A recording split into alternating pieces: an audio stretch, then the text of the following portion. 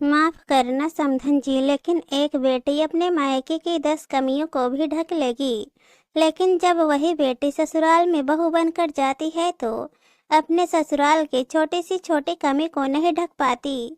सावित्री जी ने अपनी समधन मनोरमा जी से कहा, समधन जी, आप कहना क्या चाहती हैं? अब क्या मेरी बेटी मुझे बताए भी नहीं कि उसे क्या परेशानी है? और हमने कभी अपनी बेटी को कमियों में नहीं पाला, हमेशा उसकी इच्छा उसके बोलने से पहले ही पूरी की है।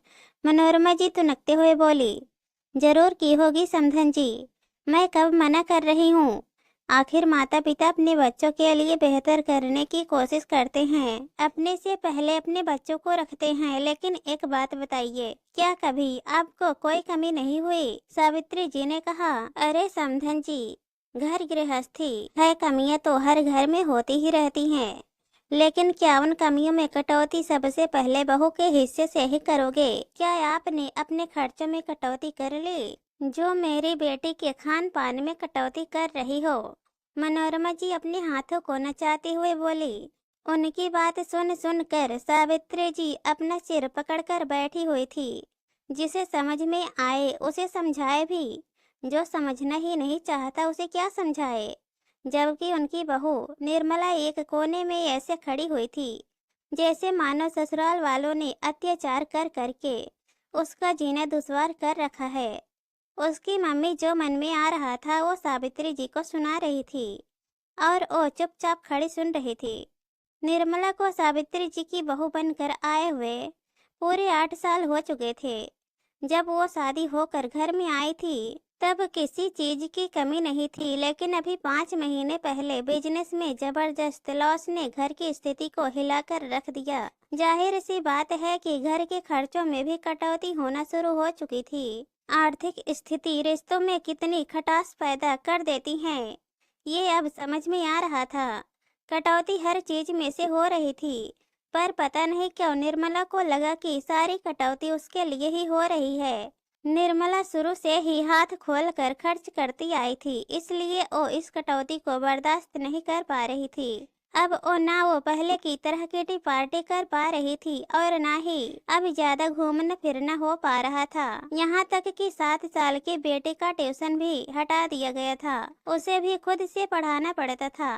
पर उसे पढ़ाने की जिम्मेदारी तो सावित्री जी ने ले रखी थी, पर ये तो उसके स्टैंडर्ड के खिलाफ था। उसकी सारी सहेलियों के बच्चे तो ट्यूशन पढ़ते थे, बस उसकी बेटी ही नहीं। ऊपर से रोज रोज बाहर से खाने पीने की चीज मंगाए जाने पर भी उन्होंने रोक लगा दी थी। निर्मला को ये बात बिल्कुल पसंद नहीं आ रही थी, क्योंकि निर्मला की आदत थी आए दिन कुछ न कुछ बाहर से मंगा कर खाने की। तो उसे ये लगने लगा कि उसकी सास उसके खाने पीने पर भी रोक टोक करने लगी है। आखिर जब सावित्री ने कोई जवाब नहीं दिया तो मनोरमा जी बोली, सही कहा है किसी ने, अगर घर में कभी कमी होती है तो सबसे पहले बहू के ही खाने पीने और खर्चों पर रोक टोक लगती है। मेरी बेटी मुझे भारी नहीं हुई है, आज भी खिला पिला सकती हूँ मैं उसे। ले जा रही हूँ मैं उसे यहाँ से, आप ही संभालिए अपना घर, कहकर मनोरमा जी अपनी बेटी निर्मला को अपने साथ ही ले गई। लेकिन सावित्री जी ने उसे रोका नहीं। जो बहू अपने घर की स्थिति ही नहीं समझना चाह रही, उसका भला क्या कर सकते हैं। जब अच्छे दिन थे तो भला उन्होंने कब उस पर रोक टोक लगाई थी। इधर निर्मला जब अपनी मम्मी के साथ मायके पहुंची तो उसके भाई भाभी सब हैरान रह गए। लेकिन मनोरमा जी और निर्मला ने जिस तरह से बात को बढ़ा चढ़ाकर उनके सामने पेश किया तो वो भी कुछ न बोल पाए। उन्हें भी लगा कि शायद निर्मला के ससुराल वाले उसे परेशान कर रहे हैं। अरे तो परी कहाँ है, उसे लेकर नहीं आई? भाई ने पूछा। अरे उनकी पोती है, संभाल लेंगे अपने आप ही, जब खुद संभालेंगे तब पता चलेगा, कहकर मनोरमा जी ने अपने बेटे को भी चुप करा दिया। लेकिन भाभी को निर्मला का यूं आना अजीब लग रहा था। वो जानती थी कि उसके ससुराल वाले इतने बुरे नहीं हैं।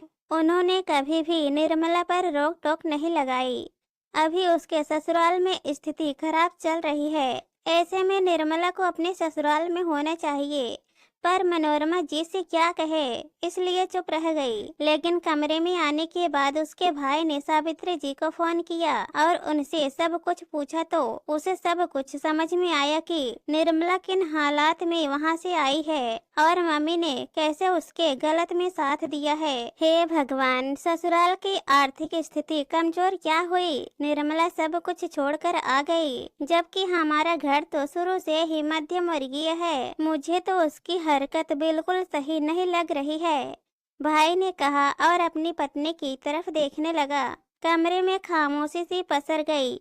शाम को निर्मला ने पिज्जा ऑर्डर किया और वही खाकर सो गई। खैर दूसरे दिन सुबह भाभी ने नाश्ते में पोहे बनाए तो उसने नाक भौं सिकोड़ लिए और बाहर से खाना ऑर्डर कर लिया। लेकिन मनोरमा जी ने तब भी निर्मला का ही साथ दिया। लेकिन अब तो ये हर बार की ही बात होने लग गई थी।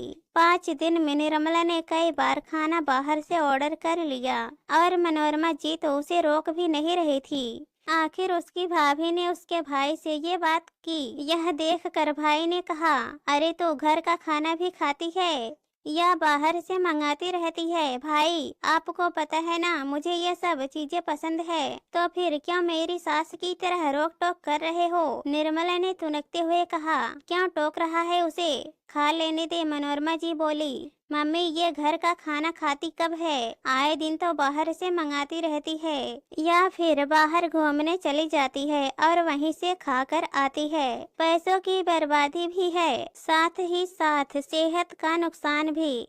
तो तेरे पैसों से खा रही है क्या? अभी तो मैं खर्च कर रही हूँ, पेंशन आती है मेरे पास। खबरदार, जो मेरी बच्ची के खाने पीने पर रोक टोक लगाई तो। मनोरमा जी बिगड़ते हुए बोली, मम्मी जी, बात पैसों की नहीं है, बात सही और गलत की। आपको पता नहीं है क्या कि ये बाहर का खाना नुकसान पहुंचाता है? ऊपर से आप ऐसी चीजें के लिए दीदी का साथ दे रहे हो जो गलत है। आपकी बेटी का घर बिगड़ रहा है, आपको दिख नहीं रहा? अब की बार भाभी ने कहा, बहू तुझे ज्यादा बोलने की जरूरत नहीं है, मेरी बेटी है, मैं उसका सही और गलत अच्छे से जानती हूँ। आज मेरी बेटी परेशानी में है तो उसका साथ देने की जगह तो सुना रही है। क्या यही एक बहू के लक्षण होते हैं? मम्मी जी, ये बात जो आप मुझे समझा रही हो वो आप दीदी को समझाती तो ज्यादा अच्छा होता। आज उनका परिवार मुसीबत में है और ये कमियों का रोना रोकर यहाँ आकर बैठ गई। दीदी कोई अमीर घर में पैदा नहीं हुई थी, हमारा घर भी मध्यम वर्गीय ही है, इसलिए जो समझाइश आप मुझे दे रही हैं, काश वही अपनी बेटी को दे देती तो इतना तमाशा तो नहीं होता। आखिर अपनी बहू के मुंह से ये सब बातें सुनकर मनोरमा जी चुप हो गई, क्योंकि वो अच्छे से जानती थी कि कमियां उनके घर में भी हैं। बावजूद उसके उनकी बहू ने हमेशा उनका साथ ही दिया है। मेरे माता पिता ने भी मेरे सारे शौक पूरे किए हैं, बावजूद उसके ससुराल में कमियों के साथ खुद को ढाला है मैंने। कभी इस बात को मायके में शिकायत नहीं की, क्योंकि आज कमी है तो कल अच्छे दिन भी होंगे। यही कारण है कि आप भी मुझे इतना मानती हैं। दीदी पढ़ी लिखी हैं, चाहती तो अभी इस समय अपने परिवार के साथ खड़ी हो सकती थी, लेकिन इन्होंने क्या किया, सब कुछ छोड़ छाड़ कर आ गई और कमी भी ससुराल वालों में ही बता रही हैं। क्या ये सब एक बहू के लक्षण हैं? आखिर बहू की बात सुनकर मनोरमा जी को समझ में आ गया कि उन्होंने निर्मला को यहाँ लाकर गलती की है।